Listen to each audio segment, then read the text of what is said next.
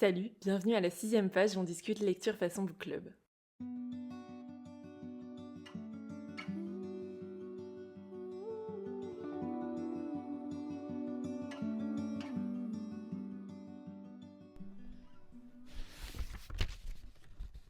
On se retrouve ici pour le 2e épisode de ces updates lecture du mois avec ce court mois de février que l'on vient de terminer et qui a été plutôt productif niveau lecture. J'ai lu pas mal de choses et pas mal de choses différentes comme très souvent. Et alors vous allez voir, s'il y a un peu de tous les genres, il y a aussi un peu de tous les niveaux, disons. Il y a eu du coup de cœur, il y a eu du très bon, il y a eu aussi du catastrophique. C'est rare que je lise un roman vraiment qui me déçoive à un point extrême parce que je me base sur pas mal de critères pour être à peu près sûre que ça va me plaire, que ce soit les notes sur Babelio, les mots-clés, ce genre de choses. Et donc en général, je vais pas vers un livre s'il me dit pas à 100%. Là, vous allez voir, c'était un cadeau et qui me disait beaucoup. C'est ça le pire, et que vraiment c'était une chute libre. Donc voilà, j'ai pas voulu terminer par celui-là, donc j'ai inversé à la fin les deux derniers. Mais sinon, ils sont tous par ordre chronologique, voilà, par ordre de lecture tout simplement. Donc ce mois-ci, j'ai lu 7 livres et j'ai commencé par un coup de cœur mais immense. Et de toute façon, c'était certain puisque alors j'avais déjà adoré le livre précédent que j'avais lu de l'autrice. Je n'en ai pas encore lu d'autres. Il s'agit de Atmosphère de Taylor Jenkins Reid. C'est publié en brochet chez Charleston et en poche chez 10-18. Enfin, il va sortir en poche là au mois de mai. Il n'est pas encore sorti. Et alors j'avais lu il y a quelques années Les 7 maris d'Evelyn Hugo, que j'avais adoré, qui avait pas été un coup de cœur, mais vraiment une trop bonne lecture. Et j'avais également vu la série Daisy Jones and the Six, et que j'avais beaucoup aimé aussi. Et alors là, j'avoue que, bon, rien que la couverture quand elle est sortie, je me suis dit, ça va le faire. Et puis tous les mots-clés, bon, j'étais convaincue, puisqu'ici, on va suivre une jeune femme qui est astrophysicienne et qui rêve de devenir astronaute, vraiment depuis toujours. Sauf qu'elle évolue dans l'Amérique des années 80 et que la NASA est quand même un espace assez fermé aux femmes. Même si les choses évoluent tranquillement, c'est vrai que c'est vraiment pas une place qui est évidente à prendre. Et donc ici, pour la première fois, la NASA va recruter des scientifiques et va ouvrir ses portes aux femmes. Joanne, c'est un personnage qui est très particulier, elle est extrêmement touchante, j'ai trouvé très réaliste aussi. C'est quelqu'un qui a une détermination extrême, c'est une femme brillante, elle donne tout pour atteindre ses objectifs, mais elle a aussi, sur le point de vue relationnel et social, une certaine forme de naïveté, de simplicité autour de tout ça. Et ici, ben voilà, elle va se retrouver à nouer des liens avec toute une équipe, à rencontrer différents types de personnes, des hommes qui sont pour cette ouverture aux femmes, mais aussi des hommes qui sont complètement réfractaires. Elle va également rencontrer une partie de son équipe qui est féminine également. Et voilà, tout ce petit monde va se côtoyer pendant des années jusqu'à un peu le climax, c'est-à-dire arriver dans l'espace. Donc en parallèle de toute cette préparation à la NASA, on va suivre également sa vie personnelle, puisqu'elle s'occupe énormément de sa nièce, qui est donc la fille de sa sœur, qui délaisse beaucoup sa fille. Et c'est vraiment une magnifique relation qu'elle a avec sa nièce. C'est très touchant. Et même avec sa sœur, en fait, on voit que elle pardonne tellement facilement. Et Joanne, c'est quelqu'un qui accepte assez facilement comment sont les autres avec leurs défauts, ce qui est à la fois une très belle qualité, mais à la fois qui peut aussi amener plein de problèmes.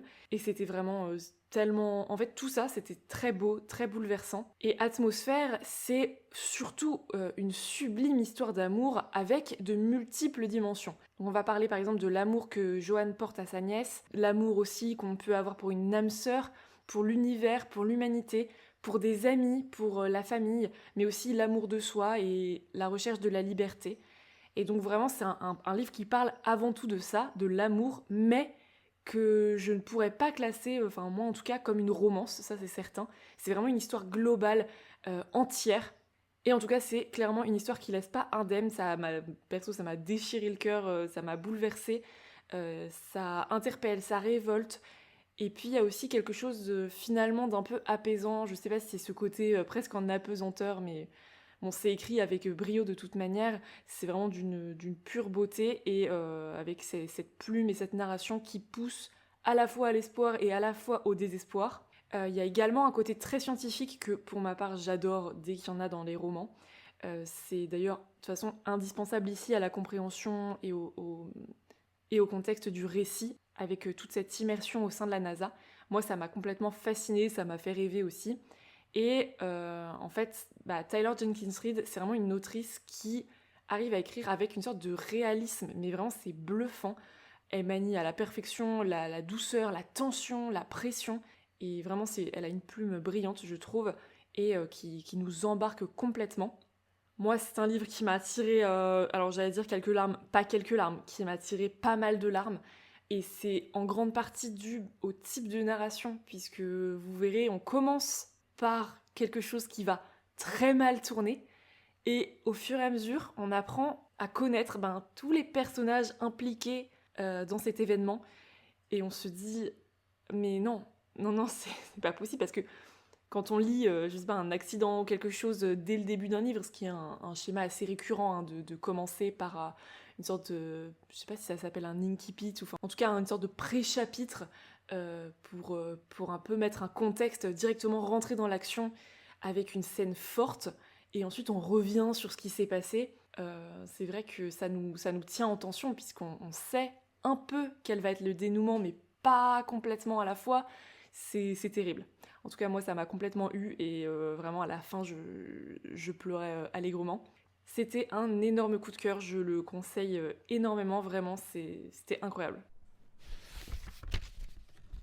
Continuons avec une petite romance, parce que, eh bien oui, de temps en temps, l'envie d'une romance se fait sentir, et c'est de plus en plus souvent, je dois bien l'avouer. Enfin, c'est de plus en plus souvent. Je crois que c'est depuis que je lis les romans d'Ali Hazelwood, enfin pas tous, mais en tout cas la plupart, je les ai vraiment appréciés, et j'ai adoré à chaque fois ce contexte universitaire, ou ce contexte surtout scientifique. Et donc, bon, là, j'avoue qu'on est resté dans la même vibe, puisque j'ai lu Dating and Other Theories de Susanna Nix, et c'est publié chez Chatterley en brochet. Il s'agit ici d'un tome 2, puisque ça fait partie de la saga Chemistry Lessons, mais moi j'ai pas lu le tome 1, qui n'était pas du tout bien noté sur Babelio, et qui m'a... Voilà, du coup, moi j'avoue que des fois je cherche pas trop plus loin que ça. Donc voilà, je savais que c'était des tomes qui pouvaient se lire indépendamment, et ça l'a très bien fait comme ça. Donc effectivement, on a ce contexte un peu scientifique qui rappelle très fortement les romances d'Ali Hazelwood, que moi en tout cas j'apprécie vraiment beaucoup. Moi j'avais adoré Love Hypothesis et Love Theoretically, je sais jamais comment dire ça, et j'avais pas trop aimé Love on the Brain, enfin c'était pas si mal, mais c'était archi redondant quoi. Et c'est ce que j'ai aimé ici, c'est que contrairement à Ali Hazelwood, on n'a pas toujours cette même exacte typologie de personnage masculin, c'est-à-dire le mec, vous voyez quoi, le mec archi baraque, très souvent brun, et puis surtout taciturne, parce que autant, en vrai, j'aime bien ces personnages-là, mais pas dans chaque histoire. Enfin, il y a un moment, bon, on a compris. Et franchement, ici, j'ai été très agréablement surprise parce que je n'avais pas lu le résumé comme d'habitude. Et donc, je découvre qu'on a une histoire d'amour entre Esther, en plus, comme moi, qui est ingénieur en aérospatial, et Jonathan, qui est un hipster en école de cinéma qui peine à écrire un scénario correct. Et alors, je sais plus exactement comment il est décrit, mais je me rappelle qu'on parle surtout de son bonnet, ce que j'ai pas trouvé particulièrement attirant, d'ailleurs, je vais pas vous le cacher. Le côté hipster, c'est pas... Enfin, moi, c'est juste pas mon truc, mais j'ai trouvé ça sympa, en fait, que ça change. Et en plus, il était quand même hyper mims. Donc j'avoue qu'au début, il y a une sorte d'histoire de rendez-vous arrangé avec la meilleure copine. Bon, ça m'a semblé un peu tiré par les cheveux, et que ça s'étire un peu en mode oui, mais du coup, vu qu'elle a été en rendez-vous avec lui, elle va être détruite si j'y vais aussi, si je lui dis que je l'apprécie. Non, tu sais, genre, elle s'en foutait littéralement du mec, donc en vrai, y a pas de problème, quoi. Mais bon, pourquoi pas, j'ai de toute façon assez vite oublié cet élément pour me concentrer vraiment sur une romance qui est vraiment mignonne, qui prend son temps avec ces deux personnages qui sont très différents, mais qui apprennent à s'apprivoiser, et en même temps, tout simplement, qu'ils cherchent à évoluer individuellement. On a une narration ici à la troisième personne, qu'on voit un peu moins, peut-être en romance, je sais plus dans les romans d'Ali Hazelwood, ça j'avoue, mais c'est vrai que moi, perso, je préfère la troisième personne, je trouve que étonnamment, c'est plus immersif. Et ici, les personnages sont bien construits, même si ils ont pas mal de clichés, mais on sent que c'est des clichés volontaires, on sent que c'est un peu d'humour aussi, et que les clichés sont un peu écartés, un peu éclatés au fil des pages. C'est surtout des personnages qui sont très attachants, avec une histoire d'amour qui laisse aussi une grande place dans le récit à l'amitié, aux liens familiaux, aux changements personnels et aussi à la recherche de satisfaction dans une carrière professionnelle. Donc vraiment, c'était hyper sympa, j'ai beaucoup apprécié. Je dis pas qu'il n'y avait pas de défauts, mais franchement, j'ai pas tant que ça levé les yeux au ciel, ce qui est plutôt un bon juge, en tout cas pour moi, de si j'ai apprécié le livre ou non. Donc vraiment, une lecture très très sympa. Passons maintenant à une fin de saga, puisque j'ai enfin clôturé la saga des Chroniques lunaires, donc j'ai lu à peu près un tome par mois ces derniers temps. Et donc c'est écrit par Marissa Meyer et publié en brochet et en poche chez PKJ. Moi je les ai écoutés en audio et c'était très bien. Surtout pour ce tome final, je dois bien l'avouer, puisque je crois qu'il fait 900 pages et que sinon je pense que je l'aurais laissé traîner encore plusieurs mois si je le lisais en papier. Donc voilà, c'est un tome long, mais un tome qui ne manque pas d'action, ça c'est certain. Bon, comme aucun des tomes, hein, il se passe toujours plein de trucs. Donc voilà, encore une fois, un excellent moment aux côtés de nos princesses cyborgs. Et d'ailleurs, je vais pas trop vous parler du 4, vous inquiétez pas, je vais plutôt vous parler du 1, puisqu'ici, on va suivre au fil de 4 tomes, différentes réécritures de contes. Donc on commence avec Cinder, donc une réécriture de Cendrillon, où tout simplement nous sommes dans une société un peu dystopique. En fait, c'est notre monde, mais je dirais dans longtemps, comme si voilà, il y avait les androïdes qui avaient commencé à prendre place à la société. Enfin, pas vraiment, parce qu'ils sont quand même pas très appréciés. On a pas mal d'humains qui ont tourné cyborg à cause d'accidents, d'opérations. Les cyborgs sont assez rejetés de la société également. Et donc voilà, on a cette terre avec globalement à peu près la même politique que nous on connaît, avec peut-être juste c'est un peu plus étendu, genre t'as un mec qui règne sur l'Asie, un mec qui règne sur l'Europe, voilà, c'est un peu regrouper les pays quoi. Et puis on a la Lune qui est dans une sorte de régime totalitaire ignoble, avec une reine despotique. Et donc nous on suit Cinder, une mécanicienne cyborg, qui, comme dans le conte original, vit avec sa belle-mère et ses deux belles-sœurs. Pour le coup, il y en a une qui est très sympa, ce qui est plutôt cool. Et on va suivre Cinder dans ses aventures, puisque Cinder va faire des découvertes assez particulières sur son passé, d'où elle vient, comment elle a pu se retrouver ici, dans cette situation, quel accident l'a amenée là. Bref, plein de choses. Et ce que j'ai aimé, parce que j'avoue que je n'y serais pas allée juste en entendant Princesse Cyborg, ça m'a pas tellement attirée comme ça. Mais en fait, c'est à force d'en entendre tellement du bien, je me suis dit, let's go, faut quand même que je découvre ça, puis au pire, j'abandonne en cours. Mais écoutez, c'était vraiment hyper sympa. C'est à chaque fois, dans chaque tome, on a vraiment des twists que je trouve hyper intéressants et hyper percutants par rapport aux contes qu'on connaît déjà. Alors c'est beaucoup plus sombre que les versions Disney. J'ai adoré à chaque fois essayer de deviner un petit peu les liens, quel conte ça pouvait être. Alors ça c'est assez évident, quoique Winter, là, le dernier tome justement, j'étais pas sûre. Est-ce qu'on était sur du Blanche-Neige? Est-ce qu'on était sur du La Reine des Neiges? J'étais pas sûre et franchement je pense que c'est un peu des deux. J'avoue que là où moi j'ai pas ressenti le coup de cœur comme beaucoup de gens l'ont eu, c'est que dans tous les tomes, il y a un peu ce côté, vous savez, il y a ce côté très manichéen, les méchants, les gentils, et la méchante reine qui, avec son rire tonitruant, ah ah ah, je suis la méchante reine et je vais t'expliquer pendant 2 heures la manière dont je vais te tuer, et je ne vais jamais vérifier par moi-même que tu es bien mort pour que tu aies bien le temps de t'enfuir, alors que je pourrais te tuer en 1 seconde et que le problème serait réglé. Voilà, ça m'a un peu saoulée parce qu'il y a plein de grands méchants comme ça, et tu sais pas pourquoi, ils sont là, je vais te découper, je vais... oui, non mais d'accord, mais pas à l'action en fait, parce qu'il y a un moment, nous on sait qu'ils vont s'en sortir, parce que ça reste un roman quand même plutôt ado-jeunesse, donc on le sait, mais du coup, un peu plus de tension, peut-être, un petit peu plus de pression, parce que, voilà. Et encore, il y a des trucs, franchement, où je me suis dit, ah oui, ils ont fait ça, ok, d'accord, très bien, mais des trucs assez diaboliques. Mais c'est vrai que ce truc très manichéen, les méchants très méchants, mais qui prennent le temps de te tuer alors que ça fait déjà 1000 fois qu'ils essaient, et que franchement, c'est juste qu'il y aurait moyen d'être tellement plus efficace.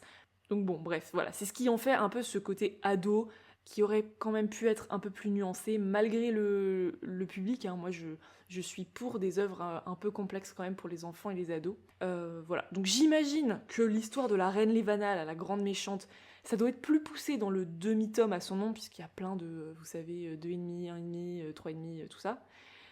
J'avoue que je suis pas trop tentée par ces demi-tomes, parce qu'à chaque fois, ils sont pas bien notés, que je suis pas sûre que ça apporte quelque chose, et que j'avoue que je n'ai pas envie d'apprendre à connaître Lévana. Je l'ai trouvée horrible, cette meuf.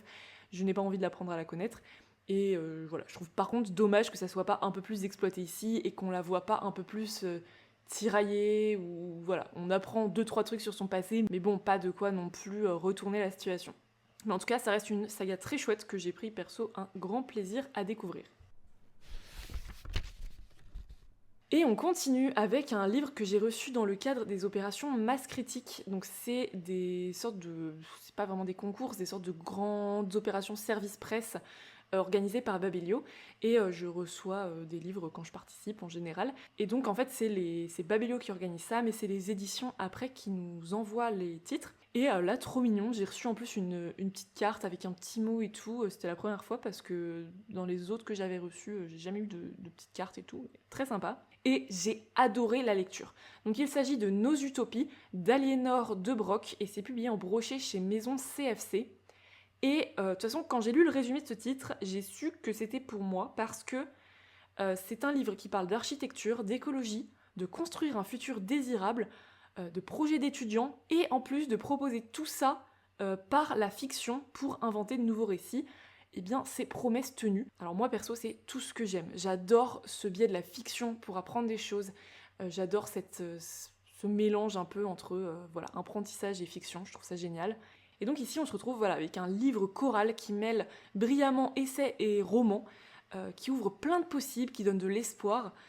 Et donc, en fait, on va suivre plusieurs étudiants qui ont ce cours commun, Nos Utopies, donc qui doivent un petit peu inventer l'avenir. Alors eux déjà se trouvent dans une sorte d'avenir plus ou moins proche. Donc il y a quand même eu des changements, il y a eu des grosses montées des eaux, il y a eu déjà des adaptations faites dans certaines villes, mais voilà, on pousse encore le truc plus loin. Et donc voilà, ces étudiants doivent collaborer, travailler en groupe pour proposer de nouvelles utopies, de nouveaux futurs en fait à vivre. Et j'ai adoré ce format de nouvelles qui se recoupent, qui se rejoignent, découvrir les idées, les projets toujours plus inventifs des étudiants. Moi, j'ai terminé mes études dans le domaine. Alors, je suis archi d'intérieur, pas architecte, mais il y a des choses en commun. Parce que j'étais dans une école qui vraiment formait quand même assez... enfin, au global. Je ne m'intéressais pas que aux quatre murs à l'intérieur, mais on avait toujours un recul aussi sur le bâtiment et sur l'environnement autour. Et donc voilà, j'ai terminé mes études il y a seulement quelques années et je me suis très facilement laissée emporter par le sujet. J'ai commencé moi aussi à cogiter, ouais, qu'est-ce qu'on pourrait faire et tout. Et je me suis dit vraiment, j'aurais adoré suivre ce cours. J'ai trouvé hyper amusant de se replonger dans les projets de groupe qui sont à la fois enrichissants mais aussi une véritable plaie parfois. Et j'ai trouvé justement que l'autrice avait su à la perfection retranscrire ce qui peut nous passer par la tête dans ces instants entre vous savez, l'excitation de développer son propre axe quand on a une idée, la confrontation aux idées des autres, parce que, oui, des fois, les autres aussi, ils ont eu des idées. La frustration, la renonciation, l'entraide, le découragement, l'écoute, enfin voilà, il y a plein de sentiments qui se mêlent. Et on a aussi des personnages ici qui, bien que peu présents, avec pour certains des apparitions assez furtives, ces personnages sont quand même attachants, ils sont touchants. Et surtout, ils apportent tous un bout de leur histoire dans leurs utopies et dans leurs projets pour demain. Moi, j'ai adoré, et c'est un livre que je garde précieusement dans ma bibliothèque professionnelle. J'ai trouvé ça vraiment brillant, en fait. J'ai trouvé ça génial. On continue avec une histoire vraiment dure, mais destinée à la jeunesse, avec Alma, donc le tome 1, Le vent se lève. C'est écrit par Timothée de Fontbelle, qui est un de mes auteurs favoris, et qui écrit principalement de la jeunesse. Parmi mes livres préférés, il y a Toby Lollness, il y a, j'ai adoré Céleste ma planète, j'ai adoré Le livre de perles, il y en a plein d'autres, mais j'adore Timothée de Fontbelle. Et donc ce titre est publié en brochet et en poche chez Gallimard Jeunesse. Ce titre-là également, je l'ai écouté en audio et c'était vraiment très sympa, très immersif, avec des voix très différentes à chaque fois, donc une très chouette écoute. C'est en tout cas une histoire dure et qui ne fait que commencer puisqu'effectivement c'est le début d'une aventure sur 3 tomes. Donc il n'y a pas de résolution du tout à la fin de ce tome-ci. On a ici un récit aux allures de conte. On nous plonge dans une aventure qui, de douce et rassurante, va nous plonger finalement dans l'enfer d'une réalité qui est pas si lointaine, puisqu'on passe du cœur de la savane sauvage au sein d'une famille aimante, aux chaînes et aux coups de fouet sur des navires négriers. On a de multiples points de vue avec une histoire qui est très prenante. De toute façon, c'est impossible de ne pas s'attacher et de se révolter à la lecture. On découvre une Afrique à la fois foisonnante de vie, mais aussi cette vie sur les navires négriers. On a également en parallèle une sorte de chasse au trésor. Donc voilà, on découvre en fait plusieurs facettes d'une même histoire et toute une farandole de personnages. En tout cas, j'ai hâte de découvrir la suite. Et j'espère de tout mon cœur que la famille Dalma se retrouvera enfin au complet. En tout cas, c'est vraiment bien écrit, comme d'habitude. Et c'est très prenant et très intéressant, bien que absolument terrible. Et on passe enfin à cette fameuse énorme déception. Franchement, je me demande si c'est pas la première fois que je note un livre 1 étoile. C'est vraiment rare. Puisque, moi, pour comprendre un peu mon système de notation, 5 étoiles, coup de cœur, 4 étoiles et demie, très bonne lecture, pas coup de cœur, 4 étoiles, bonne lecture, genre vraiment très sympa. En dessous, on est dans oui, mais vraiment, ça m'a fait lever les yeux au ciel. Vous voyez, 3,5. Et moi, perso, je sais que j'ai un système de notation qui note assez bien, mais parce qu'en fait, j'estime que, vas-y, c'est hyper sévère, 3 étoiles, ça fait 12 sur 20. Enfin, moi, je trouve que c'est... Je sais pas, c'est nul, quoi. Donc, 3, moi, quand je mets 3, c'est vraiment déjà mauvais, clairement. Quand on passe en dessous de la moyenne, on est sur du exécrable. Et 1 étoile, c'est vraiment pour pas mettre 0, parce qu'honnêtement, il n'y a rien qui allait. En fait, en général, je mets 1 étoile ou 2 étoiles, c'est parce que le truc a le mérite d'exister. C'est tout. Et encore. Là, 1 étoile. Franchement, je suis outrée. Donc, il s'agit des aventures luxuriantes de Sigiberte d'Outremonde. Et c'est écrit par Stéphane Bonnard et Frédéric Jacquet. Et c'est publié sous forme de grands livres reliés, un peu, vous savez, style livre d'art, chez Elitis. Et donc, on est sur un livre qui mêle texte et illustration, images. Un peu... Je sais pas si on pourrait appeler ça une sorte de roman graphique, mais voilà, ça pourrait être ça. Mais il y a quand même des bonnes grosses doses de texte aussi, donc voilà, c'est un peu ce type d'ouvrage. Et dès le début de cette lecture, j'ai su que j'allais avoir des choses à dire. Je vais vous remettre d'abord dans le contexte, parce que le contexte est important. J'ai reçu ce livre en cadeau à Noël, et donc la première fois que je l'ai feuilleté, c'était dans cette douce pénombre de la veille de Noël. Je comprends alors rapidement à la lecture du résumé qu'il s'agit de l'histoire d'un père et de sa fille. Les planches comme ça m'ont l'air sublimes, je feuillette un peu et je me dis mais waouh, magnifique. Donc je me dis que ça a l'air d'être un roman qui est superbement illustré. On a des planches botaniques, on a des photographies, on a des dessins, des croquis avec cet aspect un peu journal d'expédition, journal de recherche. Et le tout dans une ambiance 19e siècle. Donc là je me dis déjà c'est ma came, je vais adorer. Puis un peu avant de me lancer, je le ressors, je le feuillette. Et cette fois-ci, je le fais à la lumière du jour. Et là, déjà, je me dis, je me penche un peu dessus, vous voyez. Déjà, les images où il y a des personnages, donc des photos, je me dis, c'est de l'IA. C'est pas possible, c'est de l'IA. Ça ressemble pas à des photos. Ça a l'aspect vite fait. Et plus je feuillette, plus je me dis, ok, ça aussi c'est de l'IA, des sortes de 3D, enfin... Ok, je commence à identifier assez rapidement qu'est-ce qui est de l'IA, qu'est-ce qui peut-être ne l'est pas. Donc je me penche sur la question. Je ne trouve effectivement aucun trait de crayon, même dans les dessins finalement, je trouve qu'il n'y a pas... Enfin moi, j'ai beaucoup dessiné, notamment pendant mes études, je dessine encore, et en fait, il y a un moment, même sur les dessins qui sont avec imitation trait de crayon, je trouve que ça se voit. Mais j'ai encore le doute, surtout qu'on a des visuels très différents d'une page à l'autre, il n'y a pas vraiment de cohérence, mais en même temps, je me dis, c'est un peu pêle-mêle, il y a des photos, des dessins, voilà, ça, le format veut ça aussi. Et donc, comme vous avez peut-être remarqué, tout à l'heure je vous ai dit il y avait 2 noms, en général, donc un auteur, un illustrateur. Ici, je vois que c'est écrit à la fin du livre « les auteurs ». Je me dis d'accord, donc il n'y a pas d'illustrateur, donc il y a une petite couille dans le pâté là. Je lis la postface, et là, mes stupéfactions. Toutes, sauf une, comme ils l'ont précisé, toutes les images de ce livre ont été générées par IA.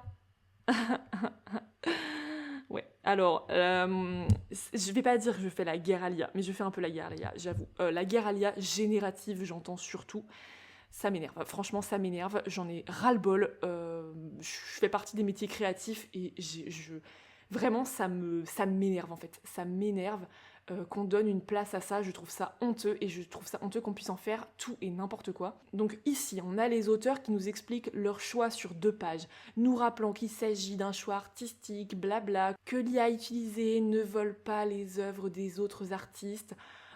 Voilà, comme s'il y avait évidemment un moyen de vérifier d'où l'IA tire toutes ses idées, hein. Voilà, certainement l'IA qui a inventé dans sa petite tête.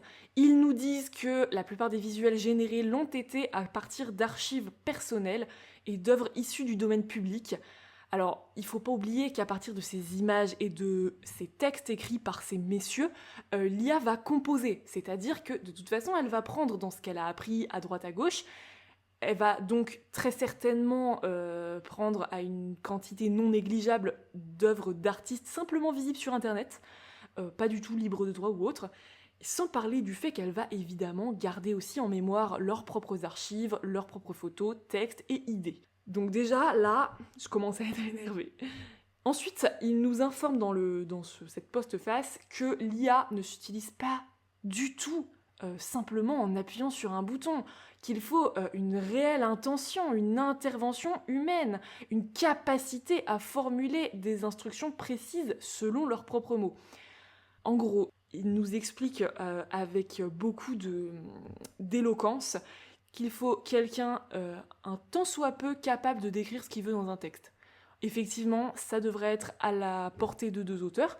Donc là, je me dis, en vrai, ils se foutent de nous parce que je suis désolée, mais nous dire que l'IA, c'est pas appuyer sur un bouton, mais qu'il faut savoir décrire. Oui, non, mais sans deck. Mais bien sûr, enfin, je veux dire, l'IA, c'est quoi? Elle lit pas dans tes pensées de toute manière. Donc bien sûr qu'il faut décrire. Sauf qu'il y a un moment, faut arrêter. Écrire un prompt correct. Peut-être tout le monde n'en est pas capable, on est d'accord. Mais à partir du moment où tu es auteur et où tu es censé déjà mettre tes idées par écrit, je pense qu'effectivement, c'est à la portée de pas mal de gens quand même. Alors là, on passe au sujet encore plus touchy, parce que oserais-je dire que les textes eux-mêmes ont été aussi générés par IA? Alors, je n'ai aucun moyen de le vérifier, mais je serais fortement tentée de dire que oui, tellement la formulation est décousue. J'ai dû relire plusieurs fois certains passages, la narration, la syntaxe sont éclatées au sol. Je pense que les auteurs, en fait, ont dû donner comme consigne d'écrire un texte qui avait l'air de sortir tout droit du 19e siècle, et visiblement, ChatGPT estime que ça veut dire utiliser 10 000 mots soutenus et compliqués dans une même phrase qui en devient illisible et absolument pas fluide. Donc voilà, je pense qu'ils ont écrit globalement l'idée qu'ils voulaient de l'histoire, le déroulé de l'histoire, et qu'une IA a fait le reste. Je suis désolée si ce n'est pas le cas, mais si ce n'est pas le cas, messieurs, vous n'êtes pas non plus auteur. Je suis méchante, mais franchement, en fait, je vous jure, je suis énervée parce que y a rien qui allait, y a rien qui allait. L'histoire en elle-même, bah écoutez, de toute façon, le style, il est tellement peu fluide que j'ai parfois eu du mal à suivre l'histoire. Je ne l'ai pas trouvé particulièrement intéressante d'ailleurs, les personnages sont très peu attachants, ça va vite mais en même temps trop lentement parfois. Alors en plus il y a un autre truc qui m'a énervé, c'est que on voit que ces messieurs ont voulu mettre quelques idées féministes. Ils parlent de société matriarcale, d'accord, mais en fait ça n'apporte rien dans l'histoire, donc ça sert pas à grand chose. Si c'est juste pour nous caler que vous êtes des féministes, enfin, je veux dire, on vous croit sur parole si vous nous le dites, hein, vous inquiétez pas, il n'y a pas de souci. Pas besoin de prouver de cette manière-là parce que c'est mal amené. Surtout à un moment, en gros, on nous explique en vraiment une phrase que y a un mec qui a fait un compliment sur les cheveux brillants d'une femme. Et oh là là, du coup, non mais la meuf était hyper énervée, du coup, ben, son salaire a été retiré pour la journée, il n'a pas touché son salaire de travail pour la journée, le mec. Alors, je sais pas si tout le monde va être d'accord avec moi, mais personnellement, je me considère comme extrêmement féministe. Je suis donc à 100% pour l'équité homme-femme. Et vraiment, messieurs, sachez qu'il y a pire pour nous qu'un homme complimente nos cheveux. Vraiment, c'est pas si désagréable. Ça dépend comment c'est fait, hein. Tu me siffles pas dans la rue pour me le dire. Mais là, le mec, visiblement, alors, en fait, il n'y avait pas la phrase où il la complimente. Il y avait ce mec a complimenté cette femme sur ses cheveux brillants. Oui, je comprends pas. Moi perso, un mec me dit oh, vous avez des cheveux super beaux, super brillants. Bah, oh, merci, ça fait trop plaisir. Je sais pas, non, c'est pas désagréable en fait. Il y a aucun combat à mener là. Il y a plein d'autres endroits où mener ce genre de combat, mais pas là. Donc, mal placé, ça m'a énervé. Je me suis dit, ok, bon, ils veulent nous. Je sais pas, ils veulent ramasser un maximum de public. Je sais pas, mais pas compris. Voilà, donc pour conclure, nous avons un ouvrage avec des planches qui sont quand même assez belles, hein, objectivement, mais qui auraient malheureusement de façon beaucoup plus de charme si ça avait été des vraies illustrations d'un illustrateur ou d'une illustratrice, ou de réelles photos, mais des collages, mais même si c'était du Photoshop, hein, ils peuvent faire eux-mêmes, mais juste là, il n'y a plus de pattes, en fait, il y a plus de substance, c'est lisse. Donc voilà, c'est en plus un ouvrage où les auteurs se sentent clairement obligés de justifier ce choix d'utiliser l'IA, et d'ailleurs ils font bien hein, de justifier, hein. Moi je demande des justifications, hein. Mais ils sont pas convaincants. Ils nous expliquent en 2 pages leur choix, et à chaque fois je me dis, bah, c'est une blague ou quoi? Enfin non, bah mec, c'est nul ta justification. Et donc voilà, c'est une histoire qui aurait pu être intéressante si elle avait été bien menée, mais il n'y a rien qui va. Il n'y a pas en plus de réel lien entre le texte et les images, si ce n'est une sorte d'esthétique Green Academia, un peu presque steampunk, qui avait pourtant tout pour me plaire. Et franchement, je suis désolée, hein, j'ai l'impression d'être particulièrement acerbe et aigrie dans cette critique, mais en fait, je suis vraiment en colère de voir qu'on peut artistiquement, entre guillemets, proposer ce genre de choses, et en plus le revendiquer comme, je cite, un ouvrage philosophique qui aurait pour objectif de questionner notre rapport à l'image et à la réalité. Bon, je trouve ça très culotté et très présomptueux. Donc voilà, une immense déception pour moi. Je suis archi déçue, je trouve ça dommage. Et en plus, je me dis, mais il est où le travail éditorial? Parce que l'objet livre est splendide, mais pardon, les textes, enfin, les gens qui ont lu ce livre, vous avez compris ce livre? Moi, même l'histoire, hein, j'aurais du mal à la résumer. Je vois hein, le fil à peu près, ce qui se passe et tout, vite fait. Déjà, aucun intérêt. Enfin, je suis désolée, hein, mais j'ai pas trouvé d'intérêt à cette histoire. Et deuxièmement, mais on comprend rien, quoi. Enfin, je vous jure qu'il y a des phrases, des fois je les lisais à mon copain, il me disait « C'est incompréhensible dans la syntaxe, la, la suite de mots, c'est alambiqué au possible. » Et pourtant, j'ai lu des livres du 19e siècle et c'est un peu plus complexe que des écrits d'aujourd'hui, mais ça se lit très bien, ça se lit de façon assez fluide. Là, vraiment, je rien compris, quoi. Et voilà, comme je voulais pas terminer sur cette lecture décevante qui était pourtant ma dernière lecture du mois, je me suis dit j'allais inverser et finir sur une très chouette découverte qui n'est autre que Sentinelle du Royaume Sauvage, le tome 1. Donc c'est une duologie écrite par Alexandra Ott et c'est publié en brochet chez Seuil Jeunesse. C'est un roman donc jeunesse qui nous embarque dans une aventure passionnante. On a ici des dragons, de la magie, de l'amitié, des combats. On parle de justice et on parle beaucoup de féminisme. Voilà, c'est quelques mots un peu donnés comme ça qui ne sauraient évidemment décrire intégralement cette histoire, mais qui donnent déjà un petit aperçu de ce qu'on peut y trouver. On a certains thèmes qui sont mis en lumière ici et qui sont très bien abordés, en particulier pour une œuvre destinée à la jeunesse. En plus, ces thèmes ont un réel impact dans le récit, donc ça paraît assez juste et assez important aussi de les traiter dès l'enfance. On va y suivre Brynn, un personnage qui est porteur de valeurs assez fortes, mais qui est également réaliste, imparfaite. Elle est très attachante, de même que sa famille et ses amis qui l'accompagnent, alors parfois très bien et parfois assez maladroitement vers son rêve, son objectif, puisque Brynn, qui vit dans son petit village, rêve de devenir sentinelle, qui est un métier un petit peu, ce sont des sortes de gardiens de la biodiversité à un endroit, enfin, en gros, ils protègent le village, mais également, ils sont gardiens de la biodiversité dans ce qu'ils appellent le royaume sauvage, qui est derrière les montagnes, et donc où se trouvent des licornes, des dragons et toute autre créature fantastique. Mais malheureusement, sentinelle, c'est un métier réservé aux hommes. Alors, ce n'est écrit dans aucune constitution, aucune loi, c'est juste comme ça. Aucune femme n'est jamais devenue sentinelle et aucune fille d'ailleurs n'a jamais participé aux épreuves. Et Brynn va participer à ces épreuves puisqu'effectivement rien ne lui interdit. Et pourtant, il y a pas mal d'obstacles qu'elle va devoir affronter en plus tout simplement des épreuves qui sont prévues pour atteindre ce métier.